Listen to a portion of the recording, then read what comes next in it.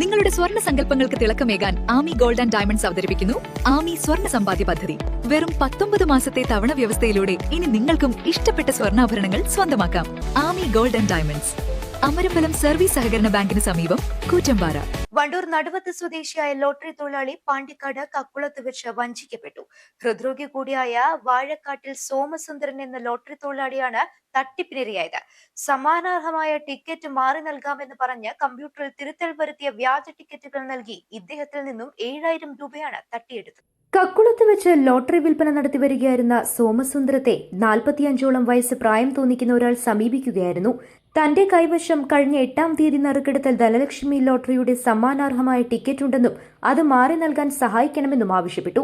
Computer ഉപയോഗിച്ച് നമ്പറുകളിൽ തിരുത്തൽ വരുത്തിയ വ്യാജ ടിക്കറ്റുകളാണ് തട്ടിപ്പുകാരൻ സോമസുന്ദരന് നൽകിയത്. 1000 രൂപ സമ്മാനം ലഭിച്ച 7 ടിക്കറ്റുകൾ നൽകിയ ഇയാൾ പകരം സോമസുന്ദരന്റെ കൈവശമുണ്ടായിരുന്ന 4000 രൂപയുടെ പുതിയ ലോട്ടറി ടിക്കറ്റുകളും 3000 രൂപ പണവുമായി ആകെ 7000 രൂപ കൈക്കലാക്കി കടന്നുകളയുകയായിരുന്നു.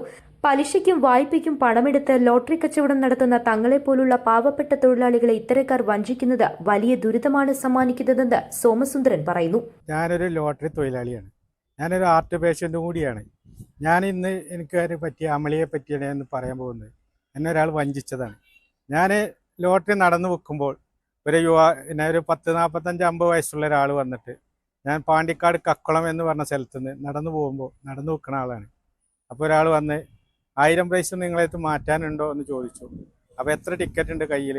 അപ്പോൾ എൻ്റെ അടുത്ത് 4000 റുപ്യൻ്റെ ടിക്കറ്റും 3000 റുപ്യ പൈസയായിട്ട് അയാൾ കഴിഞ്ഞ 8-ാം തീയതി നറുക്കെടുത്ത ധനലക്ഷ്മി ലോട്ടറിയിലെ 1783 എന്നുള്ള നമ്പർ 88 നമ്പർ 83 തിരിച്ചിട്ട് അത് കമ്പ്യൂട്ടറിൽ മാറ്റിയതെന്നാണ് പറയുന്നത്. ആ നമ്പർ അങ്ങനെ 7 ടിക്കറ്റിൻ്റെ അടുത്ത് തന്ന് എൻ്റെ അടുത്തുണ്ടായിരുന്ന ടിക്കറ്റ് 4000 റുപ്യൻ്റെ ടിക്കറ്റ് 3000 റുപ്യ ക്യാഷും വാങ്ങി അയാൾ എന്നെ 7000 റുപ്യ പറ്റിച്ച് കടന്നു കളഞ്ഞു.